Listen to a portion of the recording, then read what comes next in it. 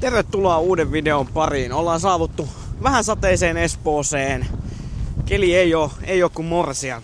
Ja sieltä ovi aukeaa. Ja täällä meillä on Juho Suvanto. Mitä äijä? Moro, ei tässä mitään. Mikä fiilis?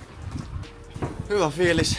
Vähän oli, just nukuin päikkärit, niin vähän semmonen pöhnä päällä, mutta sparreenit, niin eiköhän se tossa viimeistä alkulämmittelyssä rupea pikkuhiljaa heräilee. Ja tarkoitus olisi vetää viimeisiä sparreen matsia. Tänään pitäisi olla 3x3 minuuttia Krustin kanssa Espoo Thai Boxing Clubilla. Tästä jää joku 10 minuuttia, niin ei oo edes paha matka. Joo, sanoit, että nukuit päiväunet, niin olitko koulussa tänään? En ollut koulussa, mutta tein koulua tossa himassa.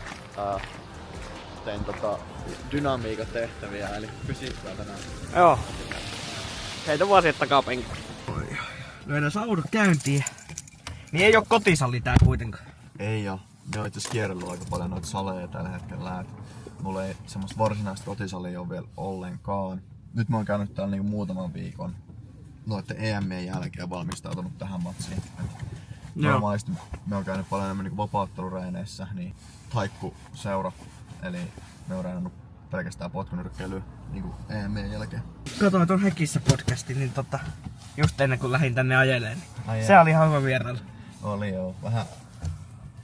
Vähän olisin toivonut iteltä vähän sellaista värikkyyttä ja niin kuin itekin siinä sanoin siinä podcastissa, niin vähän liian vaniljaa, mutta eikä se pikkuhiljaa mitään enemmän kameraessa on, niin rupeat tottua siihen, että sieltä rupeaa jotain niin kuin omaa persoonanakin näkymään selkeämmin läpi. Ja ollaan saavuttu Espoon Thai Boxing Clubille. Vähän juteltiin tuossa automatkalla niitä näitä. Siinä on imatralaiset treenikassa. Siinä on urheilijan reenikassa. Se faijahan veti meille lätkäreenejä tai lätkäporukalle noita. Joo, niin olit. Niin. Tuli mieleen te faija sanoi joskus tällaisen kommentin, että sanoi mulle siis, että sulla on hyvä lantio. Sulla on ihan hyvä nyrkkeilijä voisi olla. Että lähti lantiosta lyönti tolleen. No, se jäi mieleen. Eikä sit tullut mieleen. Voidaan katsoa, miltä se näyttää. Voidaan kokeilla silleen, että kuinka nopeasti pystyt viemään meitsin mattoon. Voidaan kokeilla silleen. Ei saatana.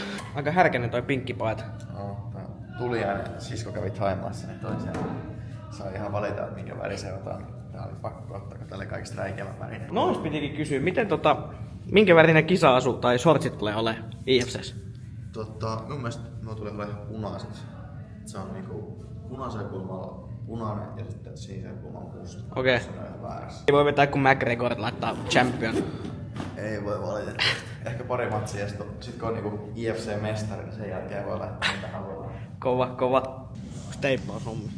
Joo. Minulla murtui viime heinäkuussa pottuvarvas. Mä olin sparrailemaan Aleksi Mäntykiven kanssa. Se on ollut siitä asti tosi ärsyttävän kipeä, että sillä pystyy treenaamaan, mutta se pitää teipata. Ja sit jos se kolahtaa joku, niin sen kyllä se tietää.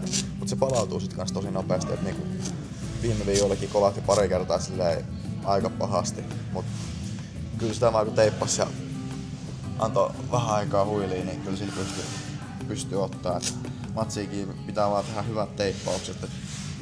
Adrenaliini kyllä korjaa ja seuraavan päivän saattaa tuntua, mutta se on välillä sellaista. Et mistä se matka on niin lähtenyt? Toki isän vahvaa taustaa ja siitä voidaan puhua vähän myöhemmin, mutta onko se ollut aina kiinnostus tää vapaa-ottelu ihan niin junnusta asti vai mistä se kipinä lähti? No se kipinä oikeastaan se on syttynyt aika myöhään. Mitähän se sanois? On se ollut niinku vapaa-ottelu ollut mun mukana niinku 12-13-vuotiaana, kun mulla oli eka matsi. Mut se oli niinku mulla oli silloin nuoren niin paljon sitä jännitystä ja se oli välillä vähän ankeeta, niin oikeastaan 17-vuotiaasta asti, niin siitä asti kun me voitiin junnuissa sitä MM-hopeeta, niin sen jälkeen niin se motivaatio on ollut paljon suurempi. Kyllä me on reenannut tosissaan jo silloin niin kuin siihenkin asti, lukioikään asti, mutta se oikea palo siihen on syttynyt ehkä vasta silloin. Muistaakseni pelasit jääkiekkoakin junnuna? Joo, pelasin. Opetinkohan me just oikeastaan samoihin aikoihin, kun se vapaa-ottelu alkoi, eli joskus 12-13-vuotiaan 7-luokalla tyyliin lopetin täältä vastaan. Joo, oliko se silleen, kun ei saanut jääkiekossa niin paljon lyödä, niin piti lopettaa vaparin? Ei, se vaan oli, että ei vaan yksinkertaisesti riittänyt aikaa. Jos päivässä olisi 48 tuntia aikaa, niin varmaan pelasin vieläkin lätkää. Se on ainut laji, mistä on vähän silleen oikeesti tullut, että olisiko pitänyt sitten kilpailemaan. Niin, että se oli kuitenkin niin kiva. Kyllä mä tykkäsin lätkästä, Okay. että se lätkäkulttuuri, kun ollaan siinä se joukkuehenki on niin eri lailla kuin missään muussa lajissa. Niin kuin tässä on saatu ihan yksin periaatteessa. No sinällään joo, mutta kyllä se salikulttuuri on täälläkin, varsinkin jossain Espoon Kehähailla ja Imatralla, niin kyllä me ollaan niinku oikeasti hyviä ystäviä tiimikavereita siellä. Tääkin on niinku tiimilaji ehdottomasti, vaikka siellä yksissä häkissä ollaan. Siitä lähtien noissa matseissa, missä on saanut lyödä, niin niissä on ollut tosi paha olo aina niinku ennen sitä hommaa. Ja sit joissakin matseissa on tullut niin paha olo, että on erätauolla pitänyt oksentaa. Ja se jatkuu vielä tänä päivänäkin. No siis joo, kyllä, mutta se on vaan kun käy oksentamisen matsiin, niin sit se vaan häviää se paha. Mut siis toihan voi kuulostaa jollekin aika niinku silleen sekopääsältä. Tai tiedätkö? No ennen jokaista tämmöstä isoa matsia pitää käydä vetää laatat. No joo, kyllä se kroppa on vaan jotenkin sillä, että se jännitys aiheuttaa sen. Siinä on kuitenkin jollakin tapaa aina mahdollisuus sattua jotain fyysisesti. Ja sit siellä on kuitenkin iso yleisö, niin sit siinä on, niinku, saattaa hävettää, jos häviää ja näin, niin kyllä siinä niinku, kroppa tulee aika latautuneen. Eli siis halu voittaa on niin kova, että se tulee sitä kautta. Niin, tai pelko häviää, mutta mä en ole ihan varma. Kummi se kääntää. Tällaiselle tavalliselle katsojalle, itsekin katson aina UFCtä ja varmasti kaikki junnutkin katsoo aina UFCtä, niin onko se niinku unelma? Totta kai on unelma. Sinne vaan pitää tehdä asioita oikein. Näitä pitää treenata järkevästi. Ei saa tulla liian useasti isoja loukkaantumisia. Pitää itsensä hyvässä kunnossa, pitää saada reilusti kokemusta. Ja ammattilaisuran, niin se pitää rakentaa oikein. Varmaan alussa totta kai vähän kevyempiä matseja, mutta sit pitää uskaltaa mennä sinne ulkomaille ja ottaa niitä kovia matseja hyvin kukkoja vastaan myös siellä ulkomailla. Ja niistä pitää saada hienoja voittoja, jos haluaa sinne UFC:n päähän. Se ei ole todellakaan mikään suoraviivainen tie. Toisin kuin ehkä jossain lajeissa, niin siinä on niinku selkeä polku, että se voitat jotain tiettyjä juttuja, jonkun tietyn turnauksen tai oot jonkun sarjan kärjessä, niin sit pääset aina korkeampaan liigaan, mutta se ei ole aina niin helppoa vapaa-ottelussa. No, tavallisen tallaajan silmiin tai tällaisia, ketkä seuraa jotain UFCtä, niin tuosta painovedosta on tehty semmonen, että se olisi niin jotenkin siistiä. Että sinne mennään sinne saunaan foliohattu ja foliopuku päässä ja vedetään kunnon löyly. Ei se vissiin niin ole. Ei se kivaa ole missään nimessä. Minun ei ole tarvinnut tässä kohtaa vielä tähän yhtään semmoista kovaa vetoa ja yritetään välttää nyt niin pitkään kuin on mahdollista. Niin sanotusti temppeli on mintis koko ajan. On se mintis koko ajan, mutta kyllä tähän matsiin pitää vähän vetää nesteestä. Nyt se on joku aamupaino joku 84,5. Et sit se on niinku 3,5 kiloa aamupainosta. Vikalla viikolla sit pitää jättää suolaa pois, hiilareita pois, kuitua pois. Ihan latinon lanteet.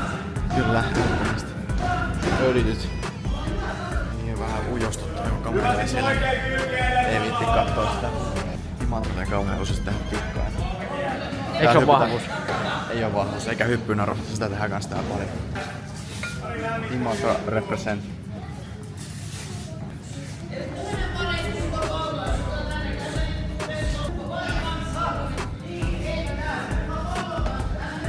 Tää on kiinnostavaa. Mitä löytyy reenikassista?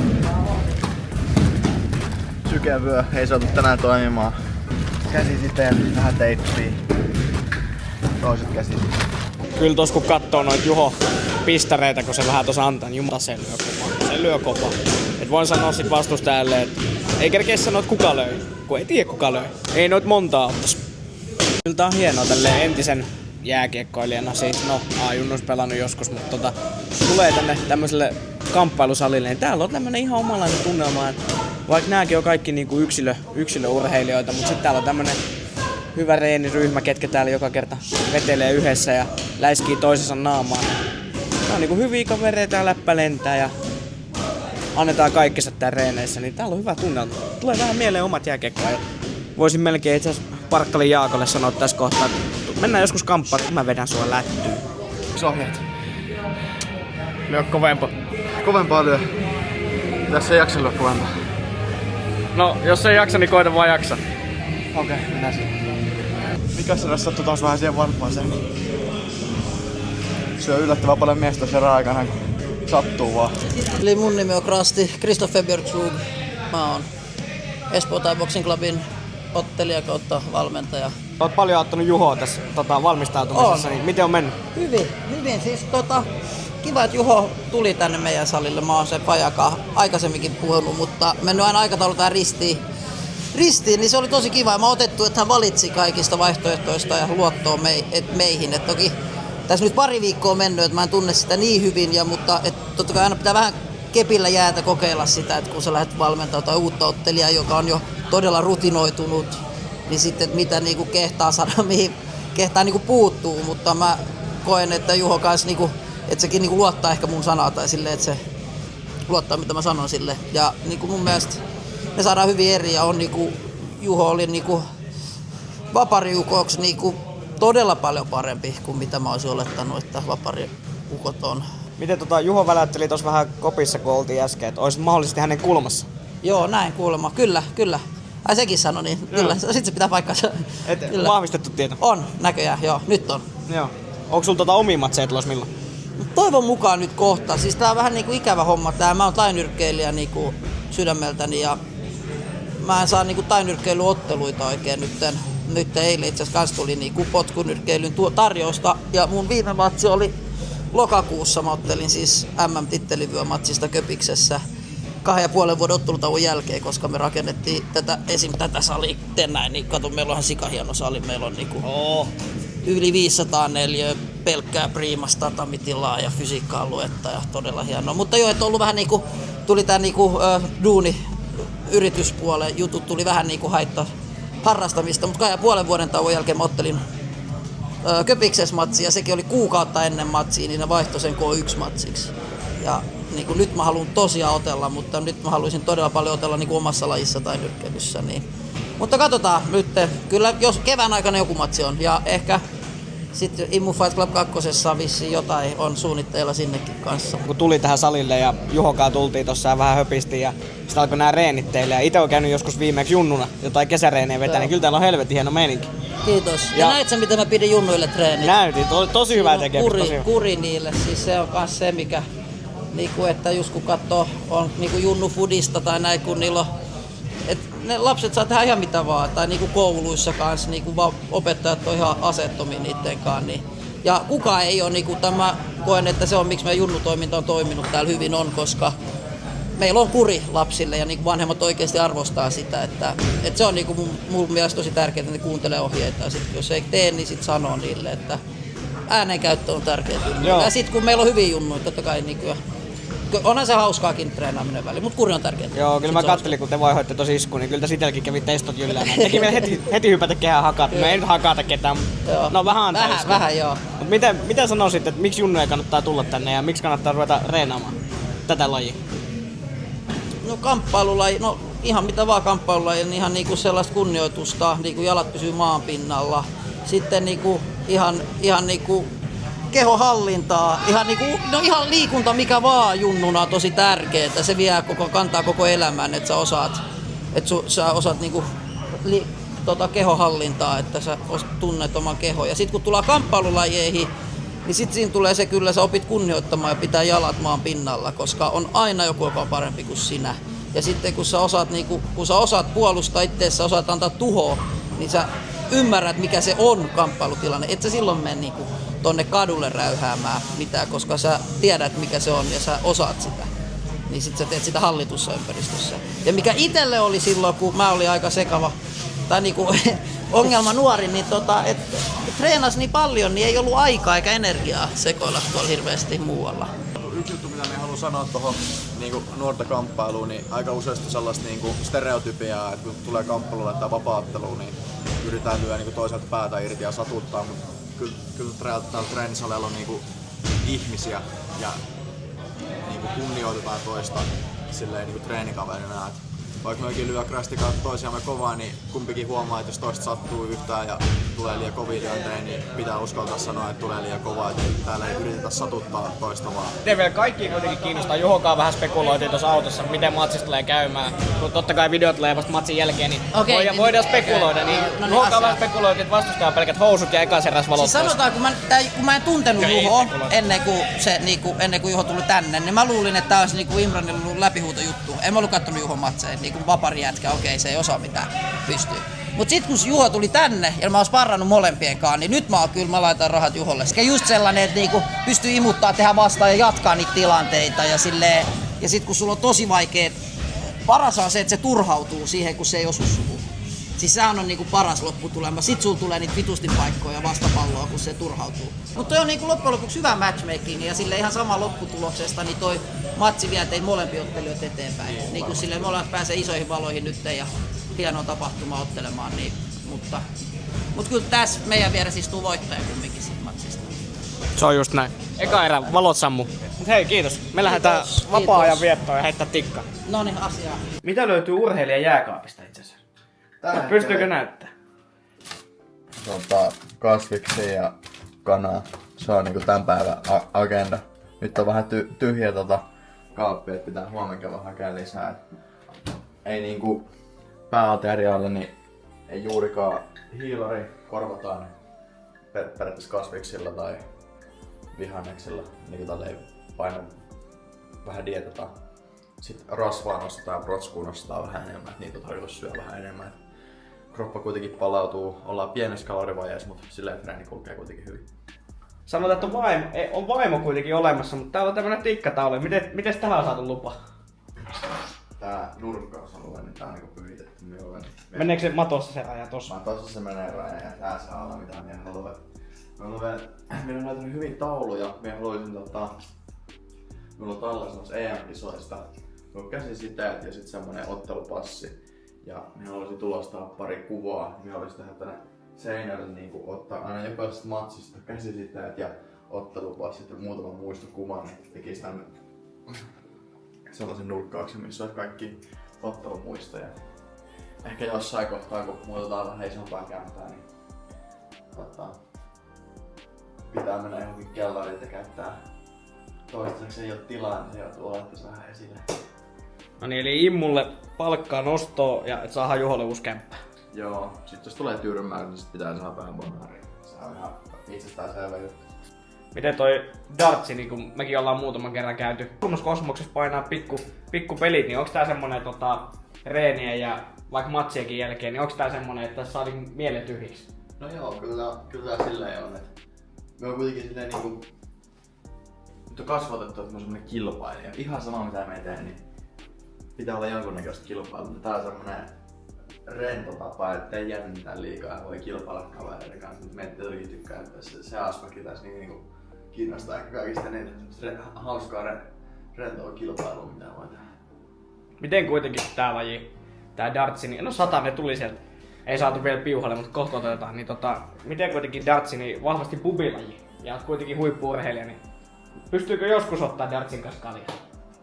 Joskus voi ottaa silloin, kun ei ole matsia tulossa, niin silloin voi ottaa, mutta aika harva tulee otettua. Ehkä muutenkin alkoholi tulee juotua no vähän ehkä enemmän kesää, mutta arviolta 4-5 kertaa vuotta, aika tosi vähän. Viimeeksi joulupöydässä jo viiniä.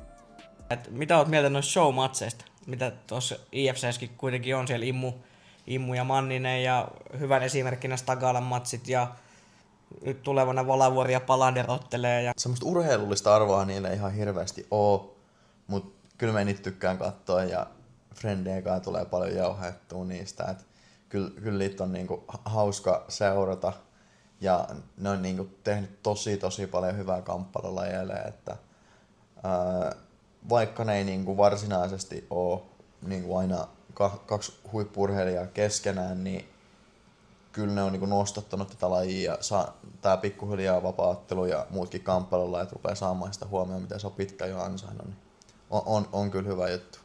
ollaan molemmat tuolta Imarsan suunnilta ja vähän pienemmästä paikasta, niin koetko, että se on ollut vähän semmoinen vahvuus, että siellä olet saanut rauhassa kasvaa ja ei ole tarvinnut olla täällä niin sanotusti isoja lamppuja alla? No en kyllä tiedä. Sinällään jälkeenpäin kun miettii, niin me en ole ihan hirveästi ajatellut, että olisiko mun elämä ollut erilaista, jos mä olisin ollut vähän aikaisemmin. Sinällään musta nyt jälkeenpäin tuntuu siltä, että voisi olla, että me voisi pikkasen parempi olla, jos mä olisin muuttunut lukioon jäältä pois.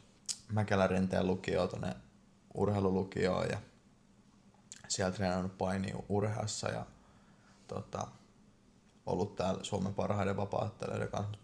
En kyllä missään nimessä sano, että siellä Imatralla olisi ollut huono reenata. Jokapäiväinen tekeminen on ollut laadukasta ja hyvää. Et paha sanoa. Nyt ollaan täällä ja kehitystä on tullut, niin se on kaikista tärkeintä. No niin.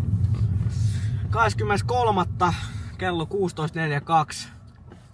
Yksi päivä Fight Night. Juho ei ole vielä kyyvissä. Juho tulee omalla kyydillä. Siellä on isot tahot järjestänyt bussikuljetuksen ja taisi olla joku limusiinikin Juholla käytettävistä näin.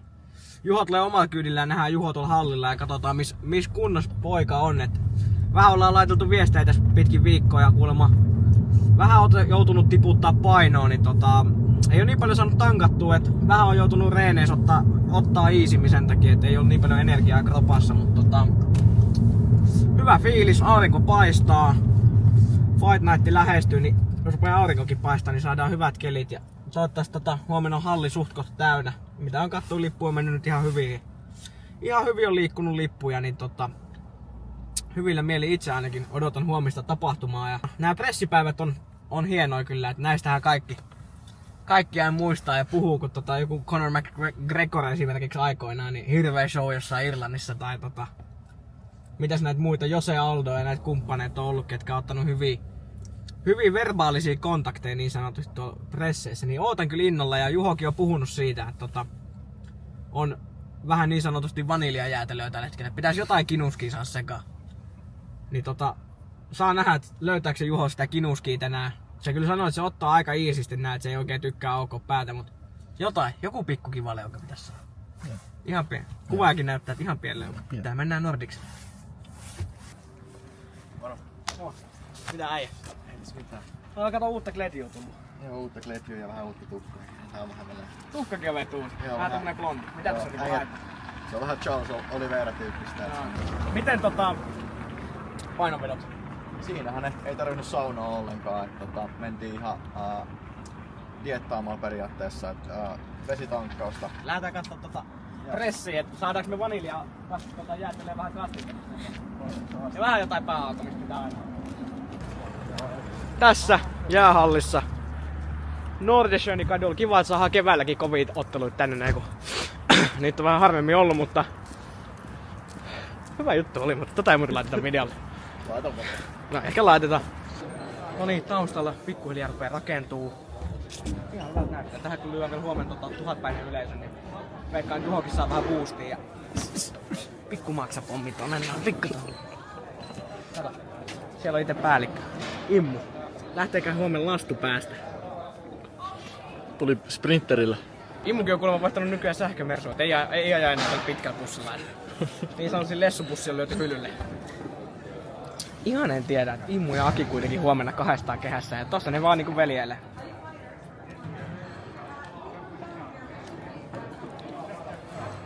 En oo ihan varma tosta. Mitä oot ite mieltä? Ehkä ne hakee fiilistä. Tuskin on, mutta jos tarkkaan katsoo, niin Immullahan on Jaffa kädessä. Joo, Immun kannattaa nyt sillä on ihan hyvä, että sillä on toi Jaffa kädessä, kun viimeksi toi nesteytys taisi mennä vähän pieleen. Joo. Se on hyvä, että nyt on Jaffa ja nesteytys kunnossa. Yleensähän Jaffa on darra juoma. Niin jo. Mut Immuhan on lopettanut. Ei käytä. Ei käytä. Vaikka mulla on tää kruupassi kaulassa ja kuvaajallakin myös hankittu luvat tänne, et ei olla tultu pumpilla. Ihan ei tiedä, uskaltaako mennä tonne. On vähän jännittynyt fiilis. Tuolla on muitakin imatralaisia kehäs Juhon lisäksi. Tuolla on toi Roomeo. Roomeon vastustajaa en muista, mutta kova matsi oli. Hetkonen, Roomeo ottelee Vavansampoa vastaan. Tulee kova matsi. Uskaltaako tonne mennä? Voidaanko me mennä? No mä en oikein itse. En mä usko. Muuten käydään ostaa kevättakki, se on vähän kuuma. Niin joo. Ja siinä kävelee mies, kenen munasta ollaan spekuloitu paljon. Onko se tatuoitu? Mitä väikkaa kuvaaja? Ei oo. Tai voi olla semmonen pieni merkintä. Minkälainen? Siis meinaa niinku joku koru vai niinku Siis joku se... puuttuuko jotain vai? Ei vaan... No mä en lähde spekuloimaan. En mä vihjaa mitään. Siellä on kuva ja ei vihjaa mitä se on. Löydettiin reitti tänne alas ja tässä on vähän tämmönen avaraluontofiilis. En tiedä, hyökkääkö tiikeri. Tällaista on. Huippu-urheilijan elämä. Nykypäivän pitää olla vahva somepresenssi, jos sä haluat otella huippua. Niin se on. Ei riitä se, että sä pelkästään hakkaat kaikki. Pitää olla someseuraaja. Media. Mikä se sana on? Koneisto. Kone. Pitää olla iso koneisto. Vähän niinku minä. Vähän kuin me. Äsken laitoin IGC vähän haippia Juhokaan, että huomenna mennään. Tää tuli IGDMS mulle kysymys, että tappeletko pääkortissa? Täytyy sanoa, että kyllä tästä pikkuhiljaa itselläkin testot nousee.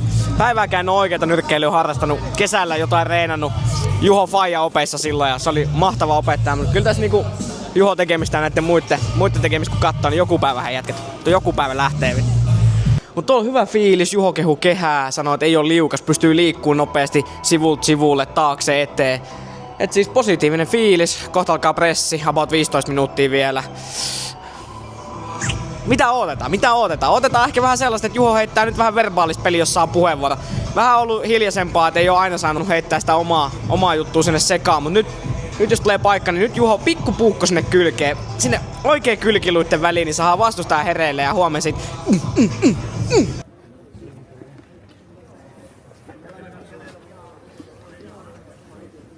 Juho Suvatto ja Imra Muoveri, annetaan aplodit vielä. pressi ohi. Saatiinko kinuskikastiket? No ehkä vähän. Sain vain yhden puheenvuoron, se oli vähän tylsä. Hirveä pitkään ootin, mutta ehkä siinä joku juttu jäi katsojien mieleen siinä. Miten mentiin tuohon face-offiin? Äijä veti paidan pois. Hirveä tikkari kondis päällä. Kaikki näkyy. Niin kaveri jätti. Vastustaja ei ottanut paitaa pois. Paha sanoa. Semmoinen vähän laiha luurankohan se on. Ehkä sitä jännitti, että tulee liikaa kommenttia. Eleväällä huomiseen. Juho huomen kehässä. Kaikki valmiina. Mitä tehdään vielä tänä illalla? Pelataan loli. Loli pelataan tänään. Ei opiskella. Ei opiskella. Hyvä pressi. Juho näytti virkeältä. Oli silleen, että huomen pelkät housut toi vastustaja. Annetaan pikku. Ja itse asiassa tämmönen sisäpiiritieto. Oltiin kuvaajan kanssa tuossa keskirivissä ja vastustajan kulma sattui siihen viereen. Ja kuultiin huominen ottelutaktiikka, niin pitää tipsaa Juholle tää. No niin, tässä ollaan just lähes hallille ja nyt on kuvaaja täällä. Näyttää meille tämän päivän taktiikan. Juho tulee tuolta keskelle. Muka rysty, ottaa kämmenen ja se on siellä. Se on siinä. Se on siinä. Hyvä, kiitos. Tärkeä. Jääkiekkoillekin tuttu. Geeli. Aina hyvä. Ei mitään tuota sijoittelua. Monta pitää vetää näitä? 2. Enemmän se aina. Joo, enemmän sen jälkeen kun ollaan oksennettu ja sitten pakko saada vähän hiilaria takaisin kroppaan. Sitten saa nopeita 10-15 minuuttia niin hiilaria kehossa. Rutiinit. Vaikka se olisi oksentaminen, ei päästetä niistä pois. Mennään niitä perusasioilla, laitetaan se kivijalka sinne ja sitten tänne kehään. Tässä on ihan fiilis, kun se on jäähallin keikalla. Hän on se artisti tänään kyllä. Vahva koppi. Meillä on vahva koppi. Haetaan se fiilis, että meillä on vahva koppi. Se on kato. Immu löynyt omat podcastimainokset. Onko vähän törkynyt? Juho ottaa lämpöä. Vähän fiilistelee, hakee fiilistä. Tässä on eilen pressissä tarjoltiin premium-vettä. Itse allekirjoittanut ja kuvaaja takapuolella, niin saatiin tuolta Helsingin jäähallin jäänhoitokoneen sieltä suodattimesta ottaa vettä kyllä, mutta meille ei tätä Vellamo riittänyt jostain syystä. Tää on vissi hyvä. Tää on Kettamasan lempivesi. Niin, mä oon kuullut kans joo. Joo. Ehkä Laurin myös. Pitää kokeilla tänään, jos paikka tulee. Kyllä. Mikä fiilis? Paska. Se on aina. Jotenkin tämmönen pitää kuiskitellä, kun kaikki on niin latautuneet. Saiskohan meikäkin kädet teipottua? Ihan valmiin kehä. Volkautuu kunnossa, niin kuin näet IG:stä näkee, volkautuu kunnossa. Eikö se ookin kuvaa, mitä sama meni? Mä kuvasin se oli aika hyvä. Se oli helvetin hyvä. Tuo on noin tommonen pikkusideet tuohon noin. Sitten ehkä jotain metallia siihen väliin ja ihan kikki. Ootko? Tänne on videolle saatu legenda Mikko Sumato. Mikko, mitä fiiliksiä illan tapahtumasta ja Juho Otto? No joo! Yleisestikin ottaa mulla aika niinku vahva vastuu tässä tapahtumassa ja on auttamassa vastaamassa turvallisuuspäällikön kanssa ja sitten on auttamassa myös tuotannosta. Ja sitten näistä imatalaisten ottelussa on myös kulmassa. Ja kyllähän se aina jäskettääkin oma voitto maksamassa, vaikka onkin tosi kokenut, niin siinä on myös omalainen haaste sen suhteen, että kun sitten olet valmentaja ja sitten olet myös vanhempi isä, vaikka tietysti on aikuinen mies, niin kyllä siinä on tavallaan se, että sun kanssa on niin kuulema. Että se on semmoinen omalainen haaste sitten, että kun on urheilija, niin se ei saisi niin näkyä sitten niin sillä tavalla ulospäin. Mutta hyvillä fiiliksillä ja Juholla on mennyt hienosti viime aikoina. Hei, Kiitoksia. Bile. Viimeiset sen tälle matsiin. Lähdetään vetää Norjalainen vessaan. Me lähdetään jännittää tuonne katsomaan puolelle. Hei, voittajilla. No niin, taustalla ensimmäinen matsi käynnissä. Jätettiin Juho sinne tosiaan keskittymään vielä. Aika hyvin rupeaa olemaan jengiä, vaikka on ensimmäinen matsi vasta, että ollaan yleensä totuttu siihen, että ei niin paljon ei ole jengiä kuin ensimmäinen matsi, mutta tosiaan rupeaa katsomut täyttyy ja kun Juhokin pääsee tuohon kolmanten otteluun ottaa tuohon kehään vähän matchiin, niin saa hyvää yleisön tuohon ja toivottavasti saa yleisön tuen, sekin on vielä plussa. Vähän voisi sanoa, että tässä aistin tätä ottelutunnelmaa ja katsoo tätä juhlivaa kansaa tässä lehtereillä, näette täällä tuolla vippipöydät, niin vähän itselläkin niin sanotusti napsuu. Ei työajalla. Tässä firmassa ei tehdä töitä humalassa. No eihän missään firmassa tehdä. Ai, väitkö, että eduskunnassa ei ole ihan pikku? No riippuu eduskunnasta. No kyllä mä niin kuin sanoin tuossa Arkadianmäelle, niin tuntuu olevan välillä. Jarmun lausuntoa korjataan. Joo, älkää aja kun tätä. Hei, hieno ilta tulossa.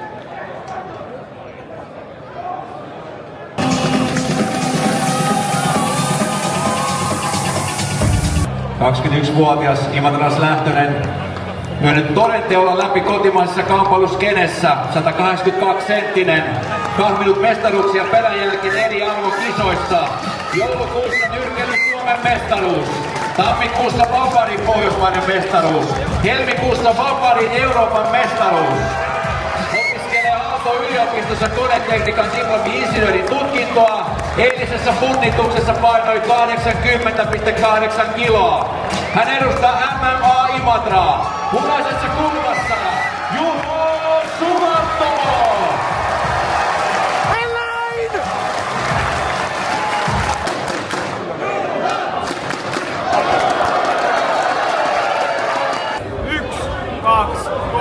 Juho! Näin, hyvä puhe. Tasainen eka. Juho sai muutama enemmän lyötyä loppuun. Hyvä alku. Juho Suvanto! Niin kuin sanottiin aikaisemmin, silloin kun reenattiin, niin pelkät housut. Gamblersin ja Suomen johtava urheilustudioasiantuntija. Näinkö se menee?